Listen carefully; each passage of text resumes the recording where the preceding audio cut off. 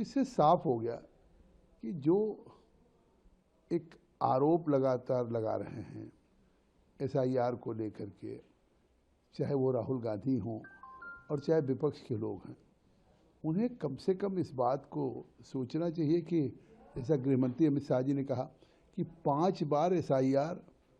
Congress UP की सरकार में हो चुकी है। ये चुनाव आयोग का दायित्व है और ये चुनाव निष्पक्ष कराना चुनाव आयोग का दायित्व, संवैधानिक संस्था है। तो चुनाव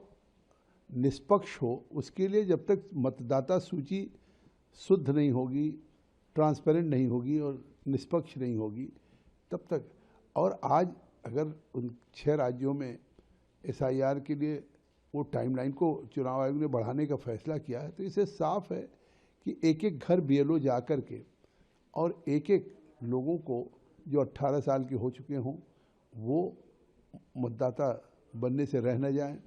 या जिनकी डेथ हो गई उनके नाम डिलीट किए जाएं, जो एक जगह से कहीं ट्रांसफ़र हो गया उनके नाम हटाए जाएं, डिलीट किए जाएं। तो इस तरीके, लेकिन अगर रोहिंग्या या बांग्लादेशी हैं या विदेशी हैं और अवैध रूप से मतदाता बने हैं तो वो तो एकदम स्पष्ट है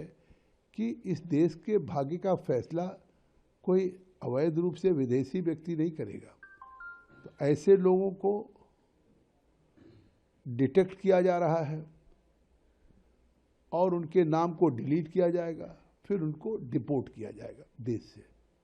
तो यह भी गृहमंत्री ने स्पष्ट कर दिया कि एक भी रोहिंग्या, बांग्लादेशी या कोई विदेशी